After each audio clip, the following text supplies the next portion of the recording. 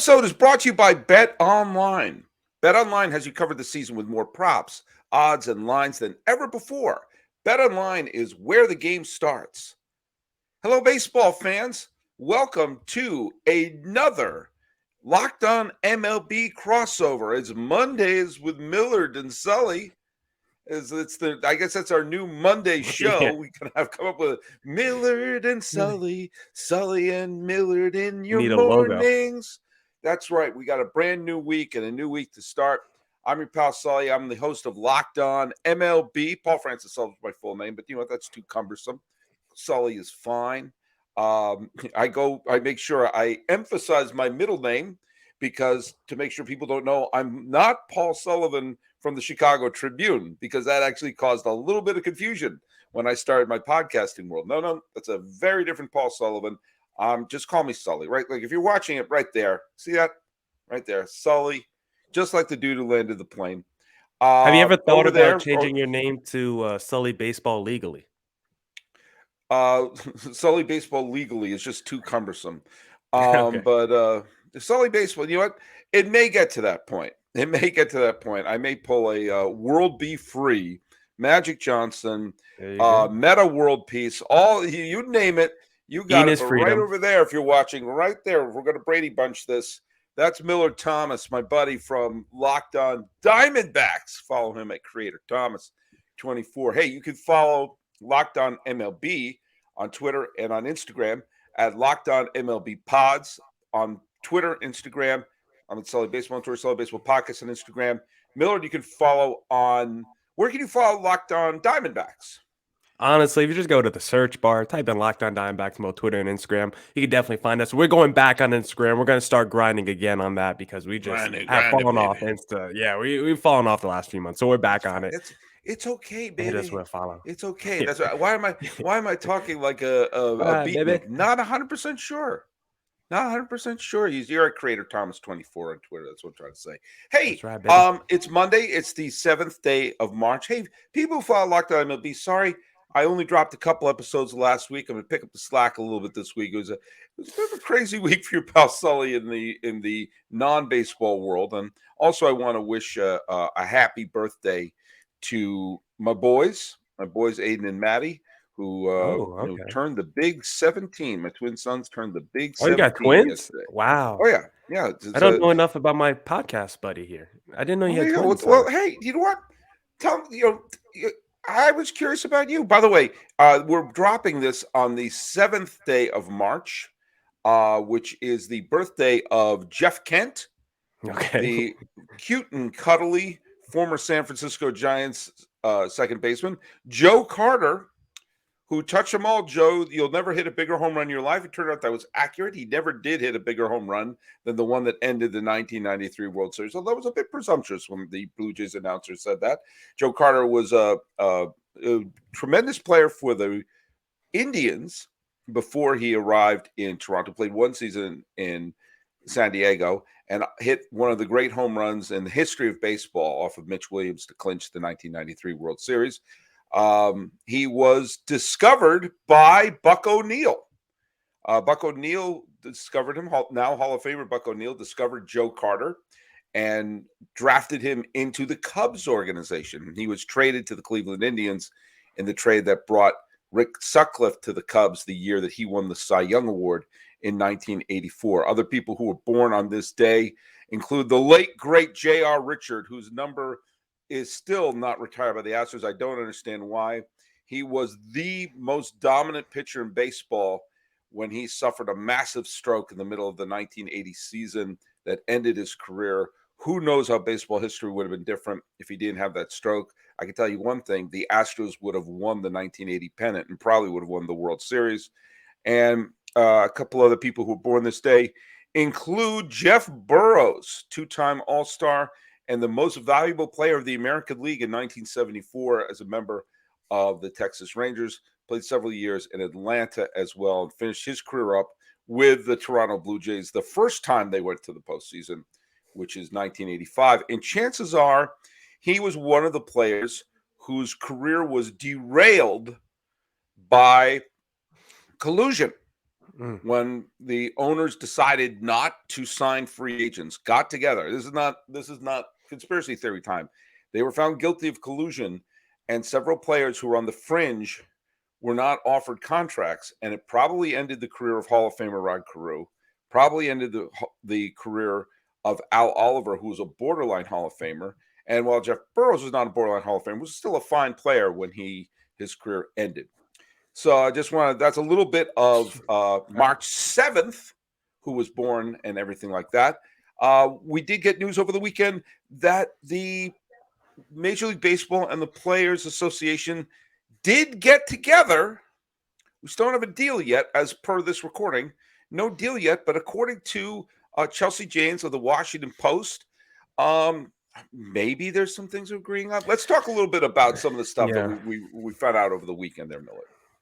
Yeah, we'll see. I mean, they're saying their talks are going to resume today, I believe, between both sides. And it still seems like there's a good amount of ground to cover, especially when it comes to the money, the pre-arbitration stuff, and the competitive battle. Because I'm pretty sure you saw that report where there was 4 teams that, was against the raising of the luxury tax, the competitive balance tax. And one of those 4 teams was the Arizona Diamondbacks, who have notoriously been one of the cheapest teams in baseball. And whenever they do want to spend money, it's always for a past their prime aging pitcher. So I'm not too sure how close we are to the lockout ending. It feels like we're still very far. This is the first time they're talking since games were canceled. I mean, we're not getting the first 2 series of baseball.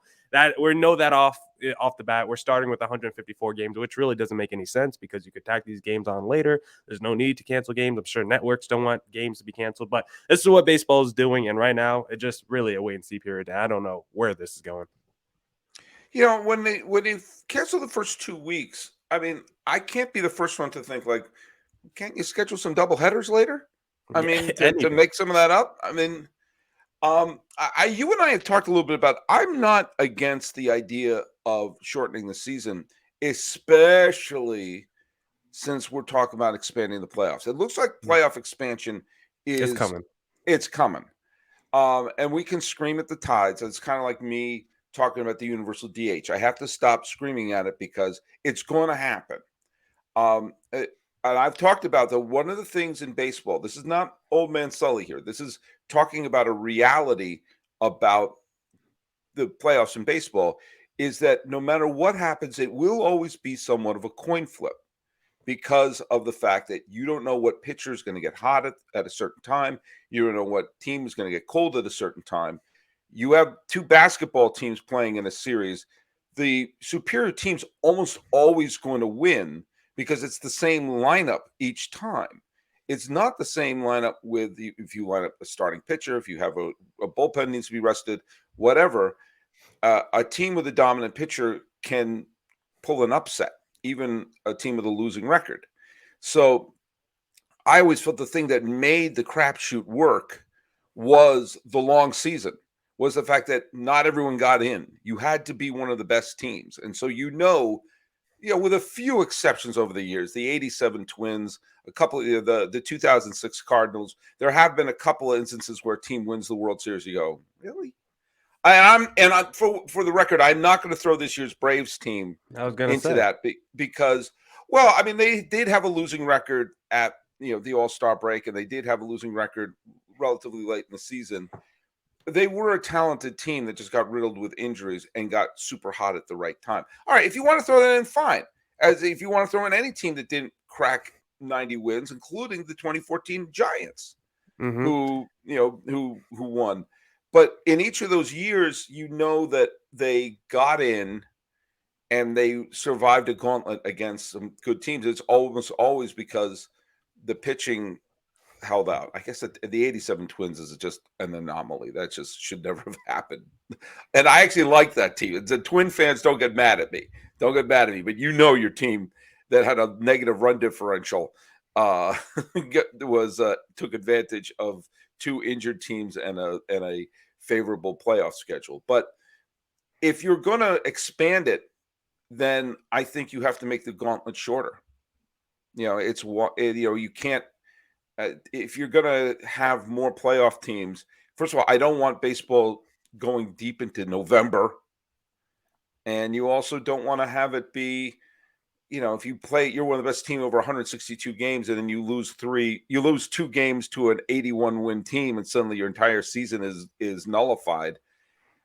There's something about that just doesn't sit right with me.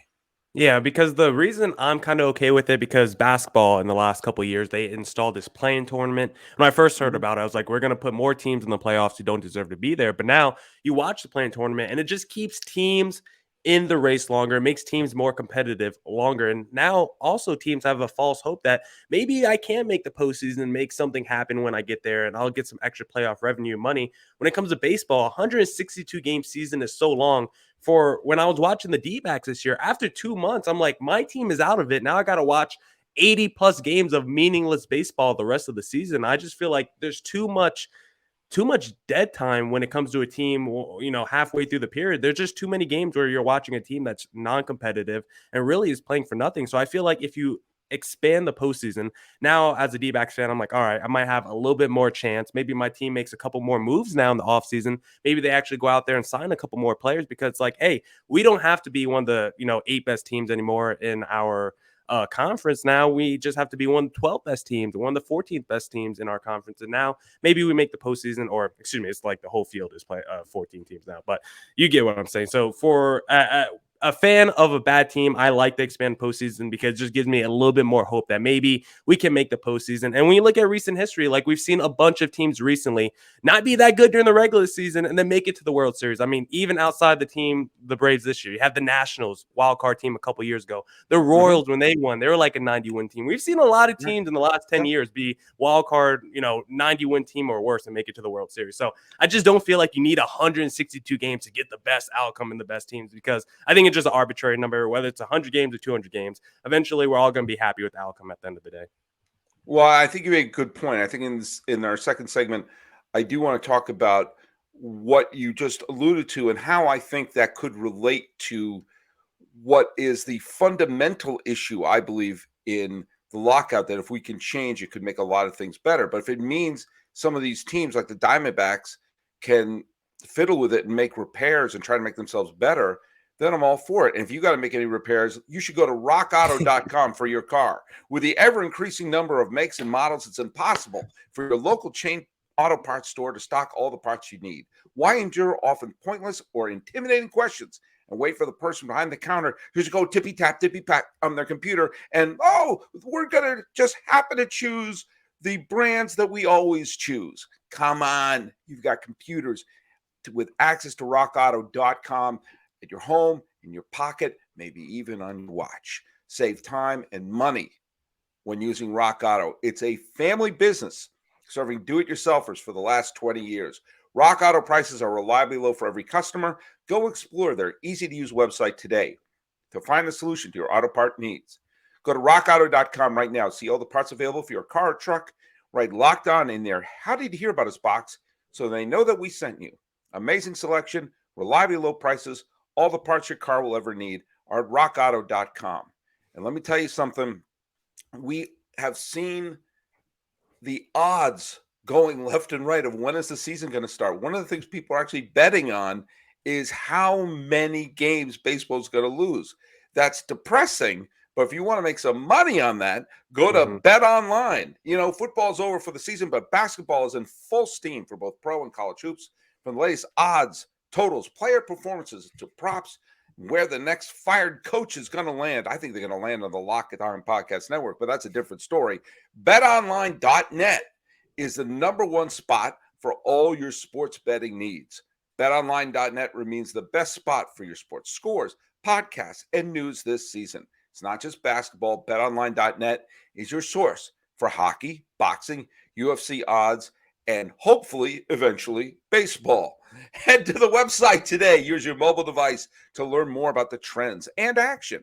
BetOnline, it's where the game starts. And you know what? BetOnline, get these baseball games to start, because I'd like to see some baseball games to start. But we're back doing our crossover. It's Monday with Millard. Millard and Sully. Monday with Millard and Sully. Registered ASCAP music and lyrics by Paul Francis Sullivan. You hit upon something there. And I've been kind of back and forth on the concept of expanded playoffs because on the one hand, I don't want it to be every team in the postseason. I do want it. True. I do think it should be a merit system because it's one of the reasons why the gauntlet of the long season is there. I wouldn't mind seeing the season shortened. I've said before, we said in the previous time, I want the season to end on Labor Day because I want the baseball playoffs played in summer-like conditions, not during, I don't want winter. I will think about it. In 2019, Minnesota was it 2009? Sorry, 2009. No, 2017. One of the wild card teams was Colorado, and another wild card team was Minnesota. So there was a scenario that the World Series could have been played outdoors in November in Denver and Minneapolis. Cool. Gee whiz, I wonder if there's going to be some issues there. Now, it would be fun to see all the stars from the Fox series. Like, here's from the new series. They're all shivering, looking like they're on Hoth. But that being said, that's my requisite Star Wars reference for each episode I have to make. That's a bit bananas, especially if we have baseball going deep into November. I don't want to see that. But you made a great point because I was also thinking about one of the dangers of an expanded playoffs is if you're a team that's already pretty good, why would you have any motivation to make your team? If you're like, we're going to be an 89, 90 win team, so why would you try to be a 100 win team and make improvements? We're already in. We don't need to sign a big player. But from your perspective, for a team that's on the cusp of those, whether it's going to be 12 or 14 teams, anything to get the Angels in the postseason, I'm for, because I want to see Mike Trout and Shohei Ohtani in October. But also, wait, Sully, real quick question for you. Do you know how many playoff career hits Mike Trout has? One. He hit a home run in Game 3 of the 2014 Division Series against Kansas City, in Kansas City. It's very. He has one more hit than me. Yeah, it's very sad to see. And it's not his fault. I mean, he's been putting in. I mean, that means he had 2 games where he didn't get a hit, and then hit a home. So conversely, I could say he's hit a homer in 1/3 of every playoff games he's played in. When you have a sample size of 3 games, you can manipulate it any way you want. Remember, in that series, the Angels lost 2 extra inning games at home, which means a home run in the bottom of the 9th of those first 2 games, they would have been up 2-0 on Kansas City. But I digress. Also, Kansas City was twice 3 outs away from losing the wild card game to Oakland. So I also digress. Yeah, I do want to take a quick shot. Please continue. Sorry to derail. No, I get it. But I think the main crux of what needs to be changed in the world of the lockout is baseball has to create a system where it's profitable and advantageous to put a good product on the field instead of not. Because everything, when you think about tanking, service time manipulation, every other little thing that they, trying to get the best draft pick, all the little things that you do that makes some teams like the Diamondbacks, like they're waving the white flag in May. Exactly. And some of these teams are fielding minor leaguers but for half the season. To do something that creates an advantage to put your best roster on the field, try to win games, even if you're on the cusp, like, well, wait a minute, if we push it a little harder, maybe we can get that last spot. I think anything that can do that is positive for baseball and will get both sides. The owners would find their lives to be profitable, as would the players, which is the crux of what's happening, is that you have teams that are finding that they have motives other than trying to put a good product on the field, which is not good for anybody. And I think you would have more Atlanta-like teams if, you had the expanded postseason, because now it's like the Braves were kind of on the cusp near the trade deadline. They were near sniffing playoff contention, so they just went out there. They made some under-the-radar moves. We have that big trade deadline show. We were like, what are the Braves doing getting Eddie Rosario and all these guys? And then you look, months later, and it all worked out. So now you might see more teams in the future. Like, we don't have to go out there and make the big splashes, but we could just work around the edges, the fringes, and just make a competitive team to make the postseason, and then we'll see what happens when we get there, because the baseball postseason could get really weird. You could get a couple breaks in terms of injuries. Maybe your pitcher gets hot, and all of a sudden you're in the World Series. So I think if you get the expanded postseason, plus I think you do need to shorten the season a little bit, because I think it's also easier to make the postseason when it's a sprint and not a giant marathon. The less talented teams, the longer you play, it's just less likely that they're going to be able to hang on. So if it was like a 120 game season, it'll just make it a little bit more easier for those teams at the bottom to make the postseason. I think they'll be more aggressive in free agency and the trade market. And on that same point, if it's a shortened season, let's shorten it to 140. Okay, let's say it's 140, and you end the season maybe not as drastically as I say on Labor Day, but I pick Labor Day because most people stop following baseball once the calendar turns to September. They turn their eye to football. So that's what, if your team's in the postseason, you're still going to follow it. But either way, let's just call it mid-September, because that way we're not going to have the Twins play the Rockies in the middle of a snowstorm. It will allow for teams. First of all, you'll probably have fewer injuries, because one of the times, I mean, it comes to a war of attrition that you have so many teams like down the stretch. Like sometimes, the pitchers are worn down, the bullpens are worn out, and you're seeing a shell of their former team. When the Padres made the postseason in the COVID shortened season, by the time they got to the division series against Los Angeles, they weren't even the Padres anymore. They were just none of their top pitchers were available. It was a mess. But when I had Stacey Gotsulias from Locked On Yankees, we did a crossover last week. We examined the fact that a team like Miami, which has Trevor Rogers, Sandy Alcantara, Pablo Lopez, they have a couple of very good young pitchers on their team, and they have very good pitchers. And if they did what the Braves did, which was essentially say, if we're not going to get a superstar at every position, let's make sure there's a major leaguer. Let's make sure there's a legit major leaguer at every position. And then, as we saw what happened by them, when people were doing the who won the trade deadline special in July, nobody said, well, they got Rosario and Soler. That's a World Series title right there. But they won the trade deadline. Yeah. It's kind of like with the Red Sox, like they acquired Steve Pearce, who became the World Series MVP. No one's like, oh my God, the Sox are running. Or when like 10 years ago, the Giants acquired Marco Scutaro from Colorado, and nobody said, wow, the Giants are for real. But Scutaro became the NLCS MVP and got big hit after big hit. Sometimes it's get a true major leaguer who may need a change of scenery, or may get that extra boost. That if I did this a little later in the segment, that would have been my feed into the Built Bar read. But either way, creating a situation where teams will sign some of these fringe free agents because they say, hey, look if we got to put a couple more major leaguers, the Marlins may be in it. Mike Trout and the Angels may be in it.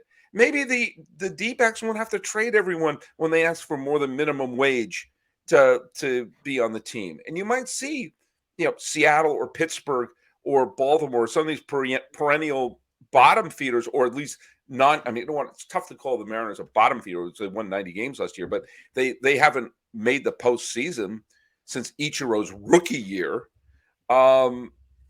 This is,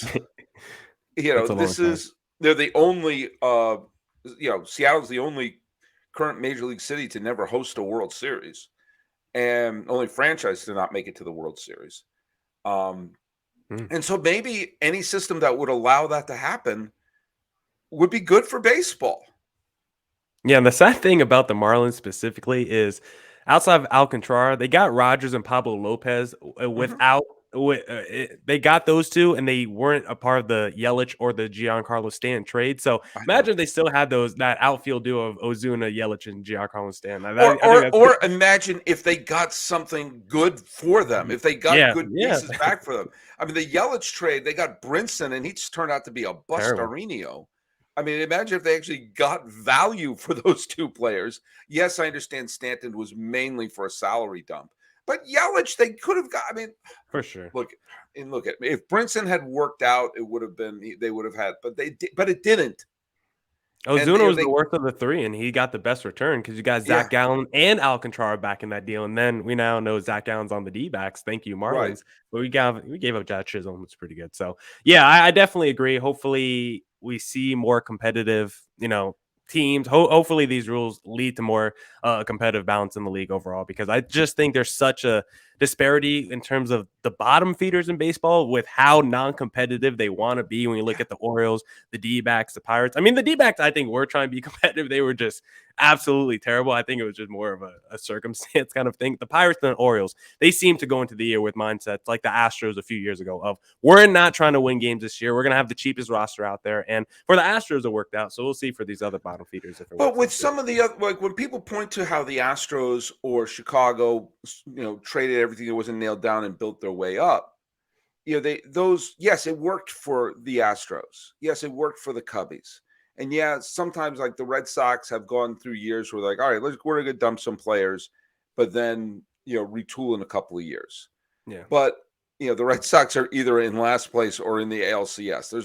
There's no figuring out the Red Sox. They're very fun. I love the Red Sox. But they're great like that. there you go. But when you have teams that are in a perennial rebuild, like the Pirates, save for that 3-year flowers from Algernon period where they made the playoffs 3 straight years and then went back to where they're stumbling.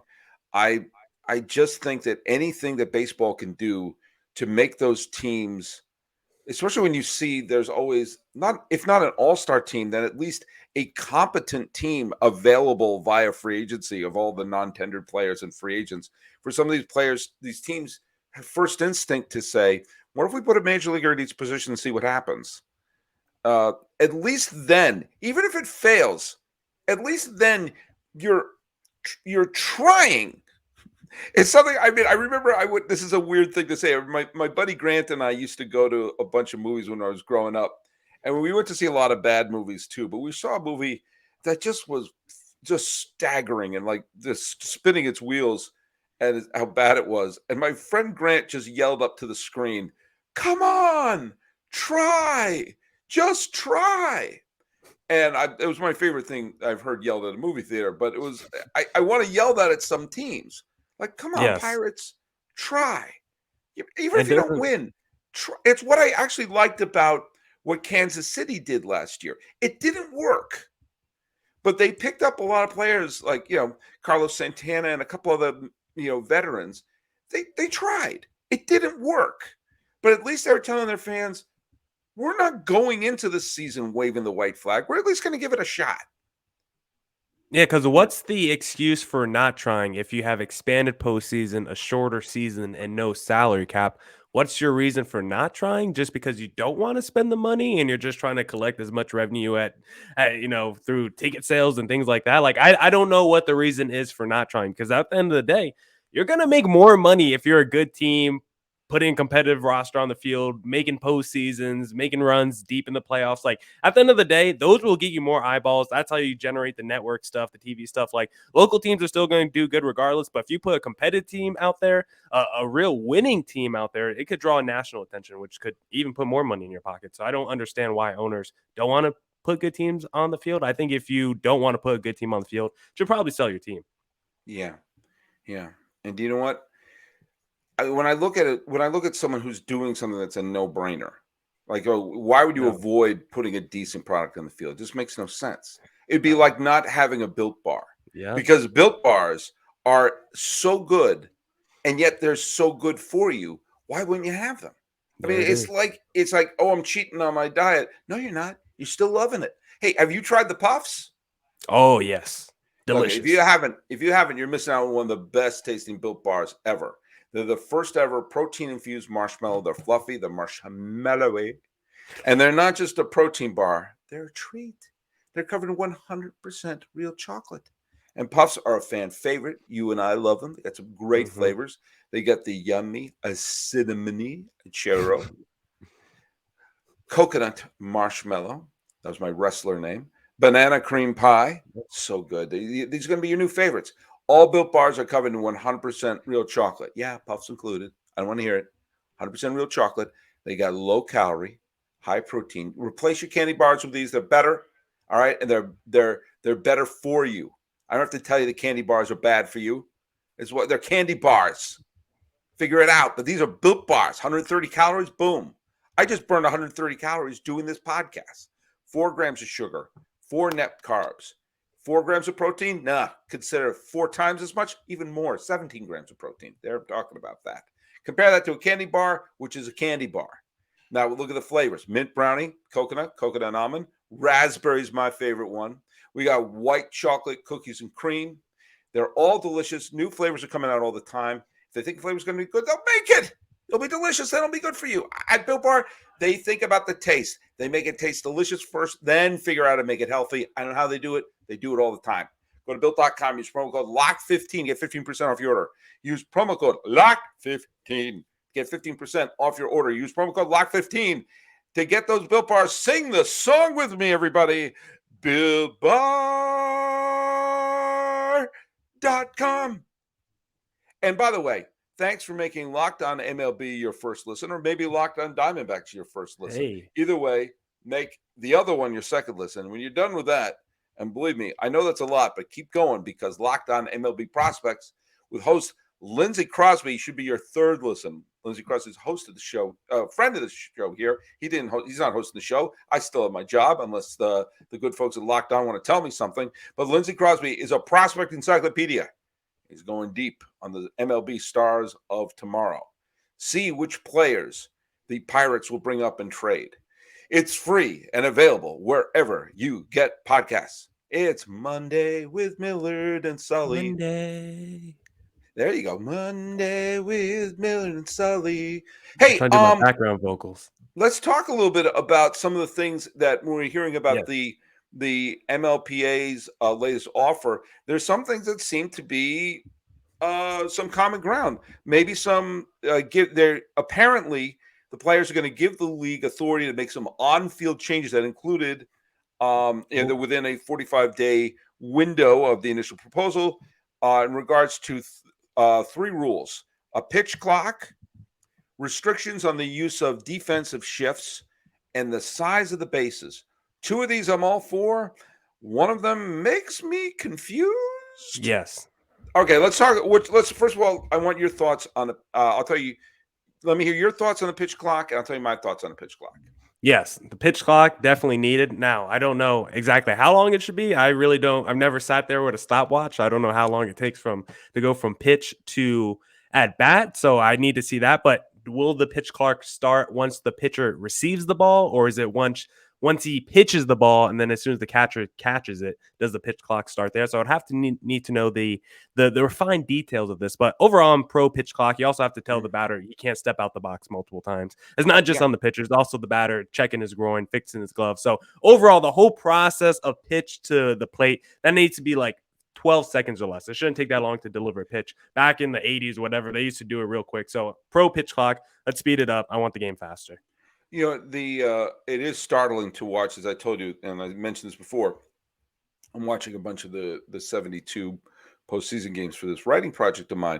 Just how little time there was between pitches. It's startling to watch it. And you know, pitch, catch runner, throw, strike one. Okay, back up there. Here comes the pitch. I mean, it's like, oh, wait. Like, I'm so used to everyone walking around. They check their hat. They think about God. They do everything they do instead of just sort of like just firing it in there. I'm all for the pitch clock. Okay, the restriction of the defensive shifts. Yes, I hate the shift. Obviously, it works. It's been very effective. I grew up watching a lot of Red Sox games. I've seen a lot of Big Papi games. That dude would have been a 315 hitter if this shift didn't exist. And we just need more offense in the game. We always talk about the 3 true outcomes. Well, one of the ways to take that out is let Joey Gallo hit 280 in a season. Stop letting him hit 220. I don't care if he's a pull hitter. If that's what he does, if that's what his strength is, listen, you're only going to be successful in baseball and be a Hall of Famer if you get a hit a third of the time anyway. So why are we making it even more complicated where you're successful if you do it 300% of the time or 30% of the time, whatever the math is? So let's ban the shift. Let's not make it any harder to get a hit. It's already super hard. It's already probably the hardest thing to do in all of sports. So let's ban the shift so we can increase offense, which will increase entertainment as well. I agree. It's sort of like when I hear people talk about like, well, don't steal bases because it's too risky. We move the shifts around because it shows us will be. It's like Do these people go to a stunt show and just make sure there's pillows everywhere and don't take a risk? Don't get too high. And we'll walk on a balance beam, it's 1 foot above, and if he falls, there's a pillow, because that works. It's like the danger and the risk sometimes is the fun part of watching the game. This fun part of watching the game is seeing the infielder dive for that ball instead of, oh no, they're all over here. They're all over here now, or the runner going, the runner taking off for second base. It was a fun element of the game that but technically it's not a good chance. I don't care if it's a good. It's fun to yell, "He's going!" Is he going to steal? If he's fast, let him go. Like that also picks up the pace of play that the pitcher needs to, is figuring out. Should we, do a quick pitch, whatever it is, that there's attention being put at first base instead of sometimes the runner is sitting on the base because how dare you move. My rule is you have to have 2 infielders on the left side and 2 infielders on the right side of second base when the pitcher comes to the set. Now, when he goes into motion, if you want to run like a pulling guard or whatever and have that sort of, maybe that creates motion and interest. But either way, I don't want to see, ground ball to second in the hole. No, the third baseman has it. Like everything there. It's crazy. By the way, we talk about the runners staying on the base. It may be a lot easier if we find out what this next one is. They want to make the base bigger? What do they want, a mattress? Do they want to be the size of a pizza box? What's going on here? I don't really get that one. I guess it might make it easier to steal if you have a bigger circumference. I don't really know the point of that one. So I don't really have a ton of thoughts on this, but I actually have a question for you, Sully. How about if we limited pitch outs from the pitcher going, trying to pick somebody off at first, or if we limited that throughout the whole game? A pitcher can have 1 pitch out an inning or something, especially if you have Billy Hamilton over there at first base, because that's a part of the game that when you see a pitcher just go 3, 4, 5 times over to first base, and it's like 7 minutes without action. That's just another part of the game that I feel like you could increase the pace of play that no one will really even think about. Yeah, I'm going to say this half jokingly. Okay. I realize that this is going to come across as a joke, and I am saying it slightly tongue-in-cheek until I realize, this may actually be kind of cool. I'm for that if we completely eliminate the balk rule. Okay. If we can have pitchers like stop in mid-motion and then spin around, or like anything, I would love to eliminate the balk rule. Because first of all, no one understands the balk rule anyway, and nothing is more confusing than being in the stands and having a balk being called. But if you want to have a pitcher in mid motion and then he stops and flips and does a Mission Impossible flip or whatever, I'm all for it. I'm all for it because at least that might be interesting. Yeah, I don't get the balk. Never understood the balk. I don't think anyone gets the balk. So no, I'm pro. I think it'd be a kind of fun wrinkle, like you said, if just halfway through a pitcher, throwing it to home plate, if he just turned around with the dude taking off, especially if the runner's gone and then you stop and you chuck it over, like there you go. I mean, like okay, I can't pitch over, fine, but I can balk. I don't understand why you have to complete your motion if you know the dude is going. Why can't I just turn around and throw it? Why do I have to still keep going to home plate and risk giving up a base? It doesn't make any sense. Yeah, I'm all for that. I said it tongue in cheek until I realized actually that'd be kind of cool, especially if you have some of these pitchers who could do like an acrobatic move to as a fake out. I am for anything that increases the speed and running game of baseball. To me, and I said this in a previous episode, it may have been a previous crossover. I think the single most exciting play in baseball is the inside the park home run, because there's always that bit of intense energy when you realize, oh, he's going for it. That to me is, and there's an element of speed to it. There's an element of a fluke to it. I am for anything that has runners going first to third. I'm for anything I'm all for stolen bases. I'm all for steals of home. I like speed in my game. And it's even more fun when it's not like a speedster again inside the Parker. Like I think Cole Calhoun had one during the shortened season. It's like this guy, he's pretty thick. He's burly. He's running around all those bases. He's chugging along. So I definitely love the inside the Parker. Bill Buckner hit one when he could barely walk.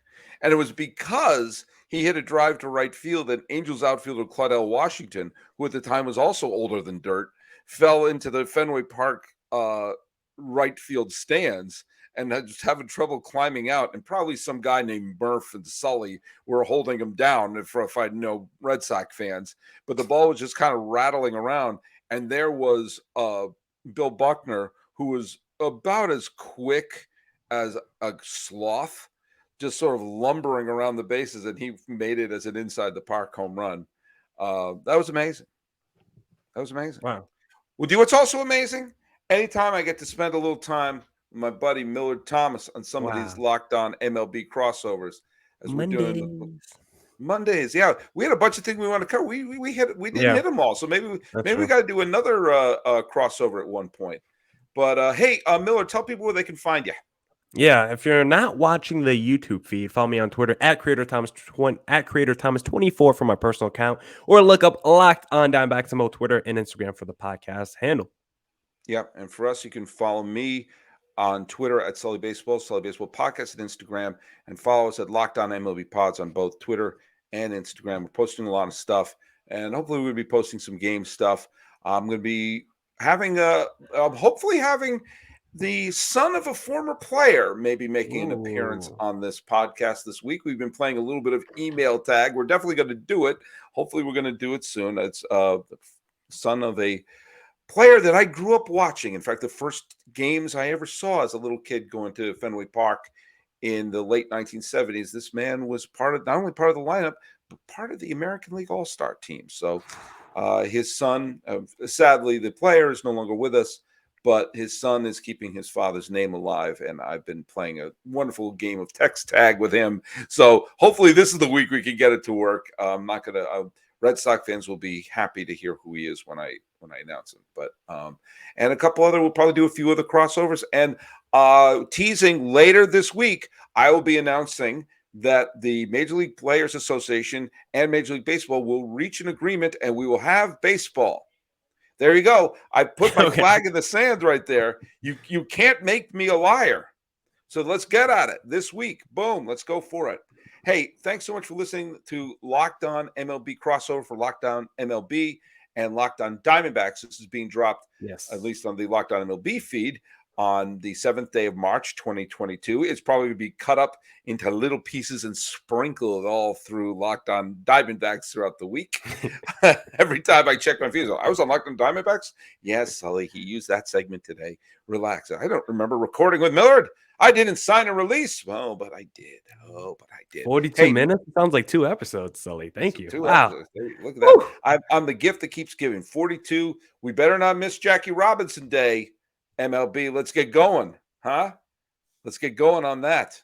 When that being said, let me just say, this would be, what is it? The 65th, 70th? Well, he'd be, it would be the 1947. So wait, I'm terrible at math. How many years ago was that? So this would be 2020. This is why I didn't pass the math C-set right away. Yeah, that's the 75th anniversary. Wow. That's what I thought. The 75th anniversary of Jackie Robinson Day, and you're gonna miss it because you're playing Red Rover with a bunch of numbers. Let's figure it out, okay? If you want opening day, April 15th for Jackie Robinson Day, I can live with that. You get to work. This is Locked On MLB, and I'm mad. I'm your host, Paul Francis Sullivan. You can call me Sully. That's my buddy Millard Thomas. You can call him Sully too. Boom.